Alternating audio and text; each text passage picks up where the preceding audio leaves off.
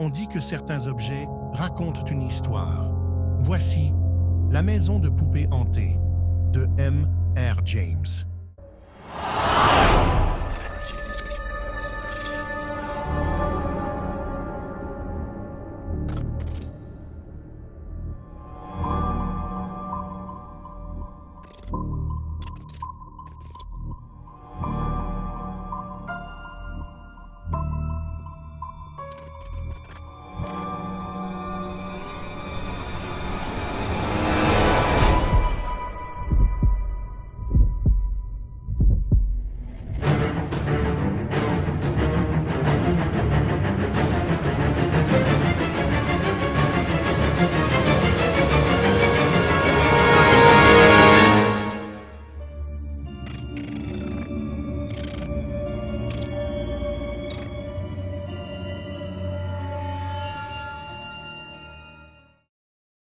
Je suppose que vous recevez assez souvent des objets de ce genre entre vos mains, dit M. Dillette en désignant avec sa canne un objet dont je vous ferai part le moment venu. Et quand il le dit, il mentit intérieurement et savait qu'il mentait. Pas une fois en 20 ans, peut-être pas une fois dans toute sa vie, M. Chittenden, si habile qu'il soit à dénicher les trésors oubliés d'une demi-douzaine de comtés, ne pouvait espérer toucher un tel spécimen. C'était un bavardage de collectionneur, et M. Chittenden le reconnut. Des trucs de ce genre, M. Dillette, c'est une pièce de musée, en fait. Eh bien, je suppose qu'il y a des musées qui acceptent n'importe quoi. J'en ai vu un, pas aussi bon que celui-là, il y a des années, dit M. Chittenden pensivement. Mais il est peu probable qu'il soit commercialisé, et on m'a dit qu'ils en ont de très beaux de l'époque de l'autre côté de la mer. Non, je ne vous dis que la vérité, monsieur Dillet, quand je vous disais que si vous deviez me passer une commande illimitée pour le meilleur qu'on puisse obtenir, et vous savez que j'ai les moyens de me renseigner sur ce genre de choses, et une réputation à maintenir, eh bien, tout ce que je peux vous dire, c'est que je vous conduirai directement à celui-là, et que je vous dirai « Je ne peux pas faire mieux pour vous, monsieur. » Écoutez, écoutez, dit M. Dillet, applaudissant ironiquement du bout de son bâton sur le sol de la boutique. Combien allez-vous faire payer l'innocent acheteur américain pour cela, hein? Oh, je ne serai pas trop dur avec l'acheteur, qu'il soit américain ou non. Vous voyez, les choses se passent ainsi, monsieur Dillette. Si j'en savais un peu plus sur la provenance, ou juste un peu moins, a ajouté monsieur Dillet. Ah ah, vous aimez plaisanter, monsieur. Non, mais comme je le disais, si j'en savais un peu plus sur cette pièce, bien que tout le monde puisse constater par lui-même qu'elle est authentique, dans tous ses recoins, et qu'aucun de mes employés n'a été autorisé à la toucher depuis qu'elle est entrée dans la boutique. Le prix que je demande serait plus élevé. Et c'est quoi ça? 25? Multipliez cela par 3 et vous y arriverez, monsieur. 75, c'est mon prix. Et 50, c'est le mien, dit M. Dillet. Le point d'accord se situait bien sûr quelque part entre les deux, peu importe où exactement. Je crois que c'était 60. Mais une demi-heure plus tard, l'objet était emballé, et, une heure plus tard, M. Dillette l'avait fait charger dans sa voiture et était parti. M. Chittenden, tenant le chèque à la main, l'accompagna à la porte en souriant et revint, toujours souriant, dans le salon où sa femme préparait le thé. Il s'arrêta à la porte. « Elle n'est plus là, dit-il. »« Dieu merci, » dit Madame Chittenden en posant la théière. « C'est Monsieur Dillette, n'est-ce pas? » Oui, c'était le cas. Eh bien, je préférerais que ce soit lui plutôt qu'un autre. Oh, je ne sais pas. Ce n'est pas un mauvais gars, ma chère. Peut-être pas, mais à mon avis, il ne s'en porterait pas plus mal avec un petit choc. Eh bien, si c'est votre avis, je pense qu'il s'est donné la peine d'en avoir un. De toute façon, nous n'en aurons plus, et c'est une chose dont nous pouvons être reconnaissants. Et donc, monsieur et madame Chittenden s'assirent pour prendre le thé. Et qu'en est-il de M. Dillet et de sa nouvelle acquisition? Le titre de cette histoire vous l'aura dit. Je vais devoir vous expliquer ce qu'il en était du mieux que je peux. Il n'y avait que juste assez de place dans la voiture, et M. Dillet dut s'asseoir à côté du chauffeur. Il devait aussi rouler lentement, car bien que les pièces de la maison de poupée aient toutes été soigneusement rembourrées de coton doux, il fallait éviter les chaos, étant donné le nombre immense de petits objets qui les encombraient. Et le trajet de 10 milles fut une période d'anxiété pour lui, malgré toutes les précautions qu'il avait exigées. Enfin, il arriva à la porte d'entrée, et Collins, le majordome, sortit. « Écoutez, Collins, vous devez m'aider avec cet objet. C'est un travail délicat. Il faut le sortir à la verticale, voyez-vous. Il est plein de petites choses qu'il ne faut pas déplacer plus que nécessaire. Voyons, où allons-nous le mettre ?» Après une pause de réflexion. « En fait, je crois que je vais devoir le mettre dans ma propre chambre, du moins pour commencer. Sur la grande table, c'est tout. » On le transporta, avec beaucoup de précautions, dans la spacieuse chambre de M. Dillet, au premier étage, qui donnait sur l'allée. La toile qui l'enveloppait fut retirée et la façade ouverte. Pendant l'heure, ou les 2 heures qui suivirent, M. Dillet fut entièrement occupé à retirer le rembourrage et à mettre en ordre le contenu des pièces. Une fois cette tâche tout à fait agréable terminée, je dois dire qu'il aurait été difficile de trouver un spécimen plus parfait et plus attrayant d'une maison de poupée dans le style gothique de Strawberry Hill que celle qui se trouvait maintenant sur la grande table de M. Dillet, éclairée par le soleil du soir qui entrait en biais à travers 3 hautes fenêtres à guillotine. Elle mesurait environ 6 pieds de long, y compris la chapelle ou l'oratoire qui flanquait la façade à gauche quand on lui faisait face, et l'écurie à droite. Le corps principal de la maison était, comme je l'ai dit, de style gothique, c'est-à-dire que les fenêtres avaient des arcs brisés et étaient surmontées de ce qu'on appelle des auvents ogivaux, avec des crochets et des fleurons tels qu'on en voit sur les baldaquins des tombeaux encastrés dans les murs des églises. Aux angles se trouvaient des tourelles absurdes, couvertes de panneaux cintrés. La chapelle avait des pinacles et des contreforts, une cloche dans la tourelle et des vitraux colorés aux fenêtres. Lorsque la façade de la maison était ouverte, on voyait 4 grandes pièces, une chambre, une salle à manger, un salon et une cuisine, chacune avec son mobilier approprié dans un état très complet. L'écurie de droite était à 2 étages avec son nombre adéquat de chevaux, de carrosses et de palefreniers, ainsi que son horloge et sa coupole gothique pour la cloche de l'horloge. On pourrait bien sûr écrire des pages sur l'ameublement de la maison, combien de poêles à frire, combien de chaises dorées, combien de tableaux, de tapis, de lustres, de lits à baldaquin, de linge de table, de verrerie, de vaisselle et d'argenterie elle possédait. Mais tout cela doit être laissé à l'imagination.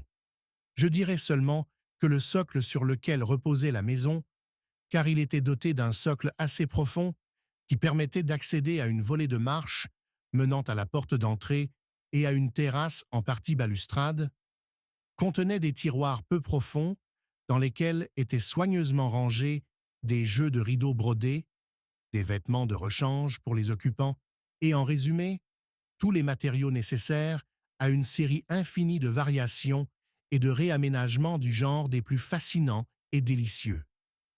La quintessence de Horace Walpole, c'est ce que c'est. Il a dû avoir quelque chose à voir avec sa fabrication.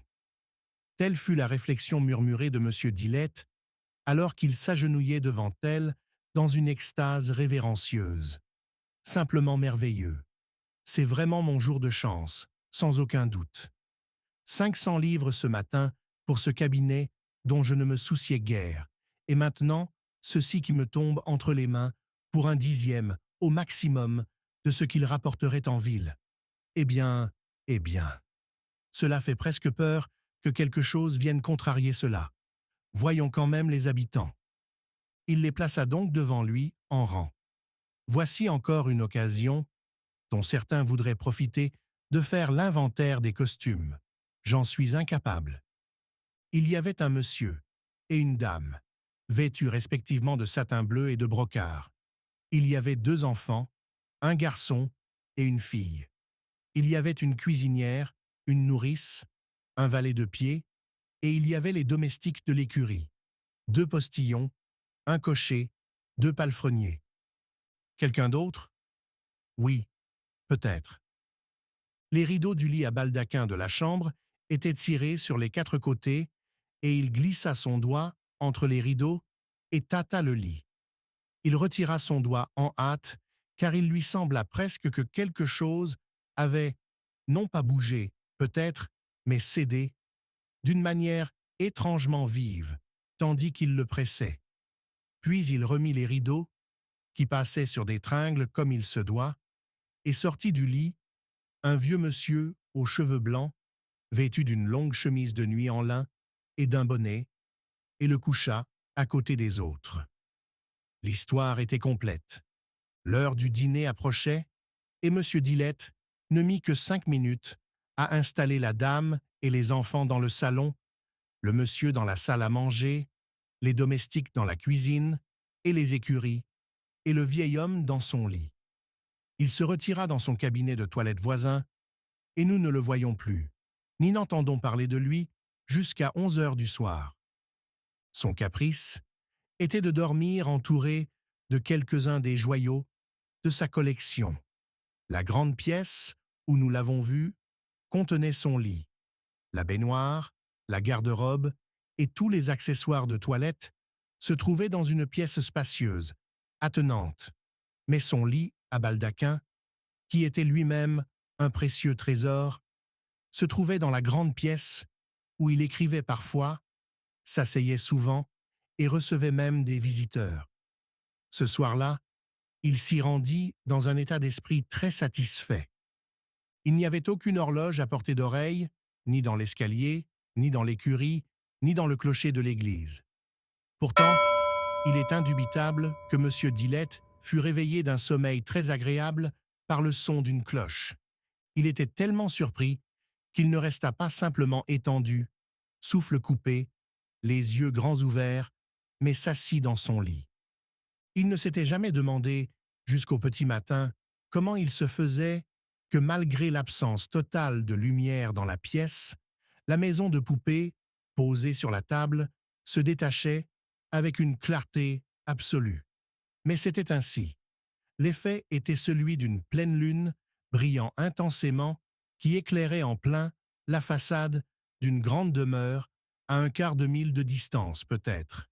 Et pourtant, chaque détail était d'une netteté photographique. Il y avait aussi des arbres tout autour, des arbres qui s'élevaient derrière la chapelle et la maison. Il semblait sentir l'odeur d'une nuit fraîche et calme de septembre. Il pensait pouvoir entendre de temps en temps un bruit de sabots et un cliquetis provenant des écuries, comme si des chevaux s'agitaient. Et avec un autre choc, il réalisa qu'au-dessus de la maison, il regardait, non pas le mur de sa chambre, avec ses tableaux, mais le bleu profond d'un ciel nocturne. Il y avait des lumières, plus d'une, aux fenêtres, et il vit rapidement qu'il ne s'agissait pas d'une maison de 4 pièces avec une façade mobile, mais d'une maison avec de nombreuses pièces et escaliers. Une vraie maison, mais vue comme à travers le mauvais bout d'un télescope. « Vous voulez me montrer quelque chose » murmura-t-il, et il regarda attentivement les fenêtres éclairées. Dans la réalité, elles auraient été fermées par des volets ou des rideaux, sans doute, pensa-t-il, mais, en l'état actuel des choses, rien ne pouvait lui couper la vue de ce qui se passait à l'intérieur des pièces. 2 pièces étaient éclairées, l'une au rez-de-chaussée, à droite de la porte, l'autre à l'étage, à gauche, la première assez vivement, l'autre assez faiblement. La pièce du bas était la salle à manger. La table était mise, mais le repas était terminé, et il ne restait que du vin et des verres sur la table. L'homme en satin bleu et la femme en brocart étaient seuls dans la pièce, et ils parlaient très sérieusement, assis l'un près de l'autre à la table, les coudes appuyés dessus, s'arrêtant de temps en temps pour écouter, semblait-il. Un jour, il se leva, alla à la fenêtre, l'ouvrit, passa la tête dehors et porta la main à son oreille. Il y avait une bougie allumée dans un chandelier d'argent sur un buffet. Lorsque l'homme quitta la fenêtre, il sembla qu'il quittait aussi la pièce. Et la dame, bougie à la main, restait debout et écoutait. L'expression de son visage était celle d'une personne qui s'efforçait de toutes ses forces de maîtriser une peur qui menaçait de la dominer, et qui y parvenait. C'était aussi un visage haineux, large, plat et sournois. L'homme revint, et elle lui prit un petit objet et sortit précipitamment de la pièce. Lui aussi disparut, mais seulement pour un instant ou deux. La porte d'entrée s'ouvrit lentement, et il sortit et se tint sur le haut du perron, regardant de tous côtés. Puis il se tourna vers la fenêtre supérieure, qui était éclairée, et serra le poing. Il était temps de regarder cette fenêtre supérieure. Par elle, on voyait un lit à 4 colonnes, une nourrice ou une autre servante dans un fauteuil, visiblement profondément endormi. Dans le lit était couché un vieillard, éveillé et, on dirait inquiet, à la façon dont il se déplaçait et remuait ses doigts en battant des airs sur la couverture. Derrière le lit, une porte s'ouvrit. On vit de la lumière au plafond et la dame entra. Elle posa sa bougie sur une table, vint au coin du feu et réveilla la nourrice. Elle tenait à la main une bouteille de vin à l'ancienne, toute débouchée. La nourrice la prit, versa une partie de son contenu dans une petite casserole d'argent, ajouta des épices et du sucre en poudre sur la table et mit le tout à chauffer sur le feu. Pendant ce temps, le vieillard au lit faisait faiblement signe à la dame, qui s'approcha de lui en souriant, lui prit le poignet comme pour lui tâter le pouls et se mordit la lèvre comme consterné. Il la regarda avec anxiété, puis désigna la fenêtre et parla. Elle hocha la tête et fit comme l'homme en bas avait fait. Elle ouvrit la fenêtre et écouta, peut-être de manière un peu ostentatoire. Puis elle rentra la tête et la secoua en regardant le vieil homme qui semblait soupirer. À ce moment-là, le liquide fumait sur le feu et la nourrice le versa dans un petit bol en argent à 2 anses et l'apporta au chevet du lit. Le vieil homme ne semblait pas enclin à le boire et le repoussait d'un geste de la main. Mais la dame et la nourrice se penchèrent ensemble vers lui et le pressèrent manifestement sur lui. Il dut céder, car elles le soutinrent en position assise et le portèrent à ses lèvres. Il en but la plus grande partie, en plusieurs gorgées, et elles le couchèrent. La dame quitta la chambre, en lui souhaitant bonne nuit, en souriant, et prit le bol, la bouteille et la casserole en argent. La nourrice revint à sa chaise, et il y eut un moment de silence complet. Soudain, le vieil homme se leva brusquement dans son lit, et il dut pousser un cri, car la nourrice se leva de sa chaise et ne fit qu'un pas jusqu'au lit. C'était un spectacle triste et terrible. Le visage rouge, presque noir, les yeux brillants d'un éclat blanc, les 2 mains crispées sur son cœur, l'écume aux lèvres.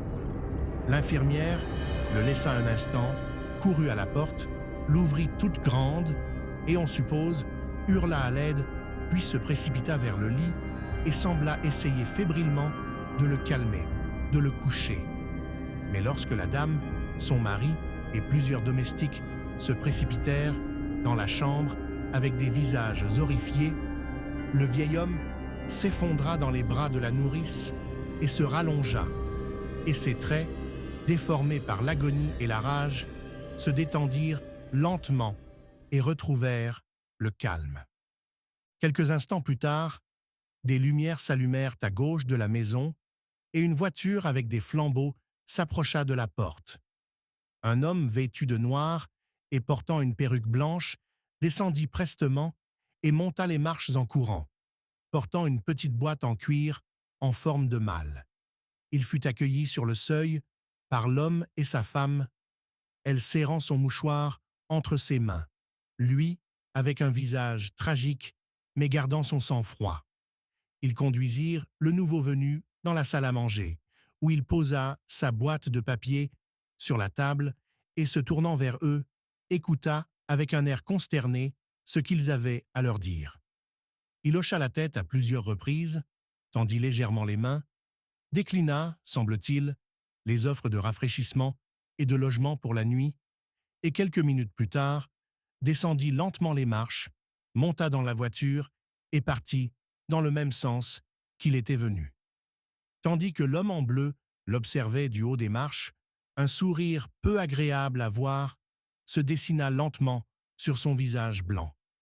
L'obscurité recouvrit toute la scène lorsque les lumières de la voiture disparurent. Mais M. Dillet resta assis dans son lit. Il avait bien deviné qu'il y aurait une suite. La façade de la maison ne tarda pas à scintiller à nouveau. Mais il y avait maintenant une différence. Les lumières étaient dans d'autres fenêtres, l'une au sommet de la maison, l'autre éclairant la rangée de fenêtres colorées de la chapelle. On ne sait pas très bien comment il voyait à travers elles, mais il le voyait. L'intérieur était meublé avec autant de soin que le reste de l'établissement, avec ses minuscules coussins rouges sur les bancs, ses baldaquins gothiques, sa galerie occidentale et son orgue à pinacle avec tuyaux d'or. Au centre du pavé noir et blanc se trouvait un cercueil. 4 grandes bougies brûlaient au coin. Sur le cercueil se trouvait un drap de velours noir. Tandis qu'il regardait, les plis du drap s'agitèrent. Il sembla se soulever par une extrémité, puis glisser vers le bas, puis retomber, exposant le cercueil noir avec ses poignées d'argent et sa plaque signalétique. L'un des grands chandeliers oscilla et bascula. Ne demandez pas plus, mais tournez-vous, comme le fit rapidement M. Dillet, et regardez par la fenêtre éclairée au sommet de la maison, où un garçon et une fille étaient couchés dans 2 lits gigognes, et un lit à baldaquin pour la nourrice se dressait au-dessus d'eux. La nourrice n'était pas visible pour le moment, mais le père et la mère étaient là, vêtus de noir, mais avec très peu de signes de deuil dans leur comportement. En fait, ils riaient et parlaient avec beaucoup d'animation, parfois entre eux, parfois en faisant une remarque à l'un ou l'autre des enfants, et encore en riant des réponses.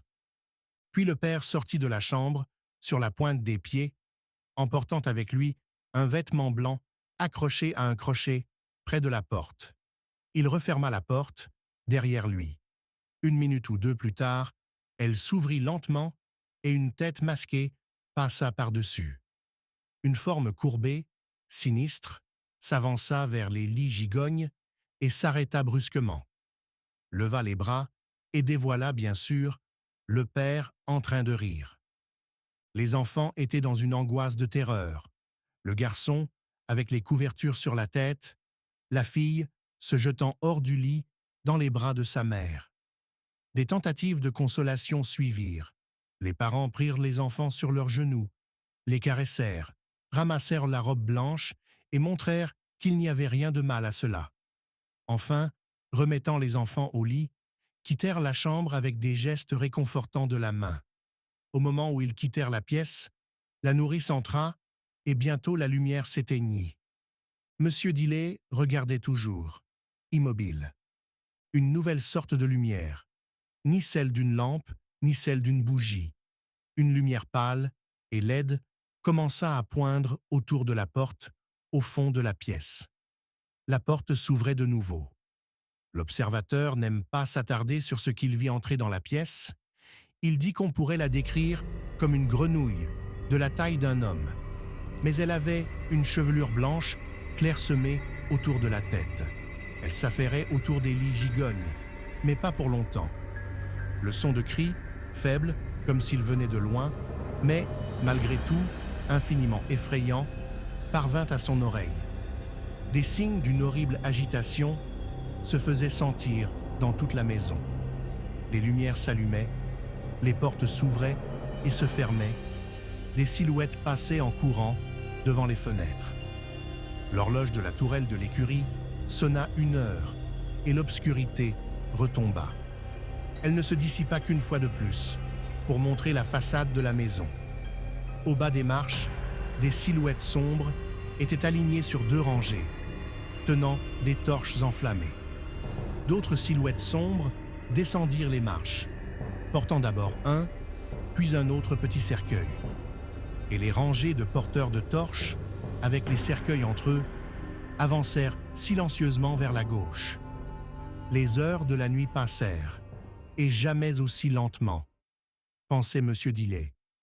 Peu à peu, il s'affaissa de la position assise à la position allongée dans son lit, mais il ne ferma pas l'œil et, tôt le lendemain matin, il envoya chercher le médecin. Le médecin le trouva dans un état nerveux inquiétant et lui recommanda l'air marin. Il se rendit donc dans un endroit calme de la côte Est, par petites étapes, dans sa voiture. L'une des premières personnes qu'il rencontra sur le front de mer fut M. Chittenden, à qui, semble-t-il, on avait également conseillé d'emmener sa femme pour changer d'air. M. Chittenden le regarda d'un air quelque peu méfiant lorsqu'ils se rencontrèrent, et non sans raison. « Eh bien, je ne m'étonne pas que vous soyez un peu contrarié, Monsieur Dillet. »« Quoi ? » ?»« Oui, eh bien, je pourrais dire horriblement contrarié. Bien sûr, vu ce que ma pauvre femme et moi avons enduré. Mais je vous pose la question, Monsieur Dillet, de 2 choses. Est-ce que j'allais jeter une belle pièce comme celle-là à la poubelle, ou est-ce que j'allais dire au client « Je vous vends un véritable drame de palais de cinéma dans la vie réelle d'autrefois, avec une représentation régulière à 1 heure du matin. » Eh bien, qu'auriez-vous dit vous-même? Et tout d'un coup, vous auriez vu 2 juges de paix dans le salon du fond, et monsieur et madame Chittenden emmenés dans une charrette à l'asile du comté, et tout le monde dans la rue aurait dit « Ah, je pensais bien que ça en arriverait là. Regardez comme cet homme a bu. Et moi, un abstinent total, comme vous le savez. Voilà ma position. Quoi? Que je la reprenne dans la boutique? Eh bien, à votre avis? Non, mais je vais vous dire ce que je vais faire. Vous récupérerez votre argent, à l'exception des 10 livres que je l'ai payés, et vous en ferez ce que vous voudrez. Plus tard dans la journée, dans ce qu'on appelle de manière offensante le fumoir de l'hôtel, une conversation murmurée entre les 2 hommes s'est poursuivie pendant un certain temps. Que sais-tu vraiment de cette chose et d'où vient-elle? Honnêtement, Monsieur Dillet, je ne connais pas cette maison. Bien sûr, elle est sortie du débarras d'une maison de campagne, tout le monde peut le deviner. Mais j'irai jusqu'à dire que je crois qu'elle n'est pas à 100 000 d'ici. Dans quelle direction et à quelle distance, je n'en ai aucune idée. Je ne fais que deviner. L'homme à qui j'ai effectivement donné le chèque n'est pas l'une de mes connaissances habituelles, et je l'ai perdu de vue. Mais j'ai l'impression que cette partie du pays était son secteur. C'est tout ce que je peux vous dire. Mais maintenant, Monsieur Dillet, il y a une chose qui me fait un peu mal. Ce vieux type, je suppose que vous l'avez vu arriver jusqu'à la porte, je me disais, est-ce que c'était le médecin, vous croyez? Ma femme aurait voulu que ce soit le cas, mais j'ai persisté à dire que c'était l'avocat, car il avait des papiers avec lui, et l'un d'eux était sous enveloppe. « Je suis d'accord, » dit M. Dillet. Après réflexion, j'en suis arrivé à la conclusion que c'était le testament du vieil homme, prêt à être signé. « C'est exactement ce que je pensais, » dit M. Chittenden, « et j'ai cru comprendre que cela aurait éliminé les jeunes, hein? Eh bien, cela m'a servi de leçon, je le sais. Je n'achèterai plus de maisons de poupées, ni ne dépenserai plus d'argent pour les tableaux. Et quant à cette histoire d'empoisonnement de grand-père, eh bien, si je me connais bien, je n'y ai jamais vraiment pensé. Vivre, et laisser vivre. Telle a été ma devise tout au long de ma vie, et je ne l'ai jamais trouvée mauvaise. Rempli de ses sentiments élevés, M. Chittenden se retira dans sa chambre. M. Dillet se rendit le lendemain à l'institut local, où il espérait trouver quelque indice pour l'énigme qui l'absorbait. Il regarda avec désespoir un volumineux dossier de publication de la Société de Canterbury et d'York sur les registres paroissiaux du district. Aucune gravure ressemblant à la maison de son cauchemar ne figurait parmi celles qui étaient accrochées dans l'escalier et dans les couloirs. Inconsolable, il se retrouva enfin dans une pièce abandonnée, les yeux fixés sur une maquette d'une église dans une vitrine poussiéreuse. Maquette de l'église Saint-Étienne, Coxham, par J. Merewether, Esquire, Dilbridge House, 1877. L'œuvre de son ancêtre, James Merewether, décédé en 1786. Il y avait quelque chose dans la façon dont elle lui rappelait vaguement son horreur. Il revint sur ses pas jusqu'à une carte murale qu'il avait remarquée et constata qu'Hillbridge House se trouvait dans la paroisse de Coxham. Coxham était, par hasard, l'une des paroisses dont il avait retenu le nom lorsqu'il avait jeté un œil au dossier des registres imprimés, et il ne fallut pas longtemps avant qu'il y trouve l'acte d'enterrement de Roger Milford, âgé de 76 ans, le 11 septembre 1757, et de Roger et Elizabeth Merewether, âgés de 9 et 7 ans, le 19 du même mois. Il lui sembla utile de suivre cet indice, aussi fragile soit-il, et dans l'après-midi, il se rendit à Coxham. L'extrémité est, du bas-côté nord de l'église, est une chapelle de Milford, et sur son mur nord se trouvent des tablettes dédiées aux mêmes personnes. Roger, l'aîné, semble-t-il, se distinguait par toutes les qualités qui honorent le père, le magistrat et l'homme. Le monument fut érigé par sa fille Élisabeth, qui n'a pas survécu longtemps à la perte d'un parent toujours soucieux de son bien-être et de 2 enfants aimables. La dernière phrase était manifestement un ajout à l'inscription originale. Une plaque plus tardive parlait de James Merewether, époux d'Élisabeth, qui, à l'aube de sa vie, pratiquait, non sans succès, ces arts qui, s'il avait continué à les exercer, auraient pu, de l'avis des juges les plus compétents, lui valoir le nom de Vitruve britannique, mais qui, accablé par la visite qui le privait d'une partenaire affectueuse et d'une progéniture florissante, passa sa fleur de l'âge dans une retraite retirée mais élégante. Son neveu et héritier, reconnaissant, se livre à une pieuse tristesse par ce trop bref récit de ses excellences. Les enfants ont été commémorés plus simplement. Tous 2 sont morts dans la nuit du 12 septembre. Monsieur Dillet était sûr d'avoir trouvé dans Hillbridge House le théâtre de son drame. Dans quelques vieux carnets de croquis, peut-être dans quelques vieilles gravures, il trouverait peut-être encore des preuves convaincantes de sa justesse. Mais la maison d'Hillbridge d'aujourd'hui n'est pas celle qu'il cherchait. C'est une construction élisabéthaine des années 40, en briques rouges, avec des pierres angulaires et des parements en pierre. À 1/4 de mille de là, dans une partie basse du parc, adossée à des arbres anciens, à cornes de cerf, étranglés par le lierre et à un sous-bois épais, on trouve les traces d'une plateforme en terrasse recouverte d'herbes rêches. Quelques balustres de pierre s'étalent ici et là, et 1 ou 2 tas, couverts d'orties et de lierre, de pierres travaillées au crochet mal sculpté. Quelqu'un a dit à M. Dillet que c'était l'emplacement d'une maison plus ancienne. Alors qu'il quittait le village, l'horloge de la mairie sonna 4 heures et M. Dillet se leva brusquement et se boucha les oreilles. Ce n'était pas la première fois qu'il entendait cette cloche. En attendant une offre de l'autre côté de l'Atlantique, la maison de poupée repose toujours, soigneusement bâchée, dans un grenier au-dessus des écuries de M. Dillet, où Collins l'a transportée le jour où M. Dillet est parti pour la côte. Et ainsi se termine l'histoire de La maison de poupées hantée de M. R. James. Laissez un j'aime et un commentaire pour partager vos impressions et vos théories sur cette histoire. Abonnez-vous si ce n'est pas déjà fait et activez la cloche de notification pour ne manquer aucune de nos prochaines vidéos. Merci de votre soutien et à très bientôt pour de nouvelles aventures.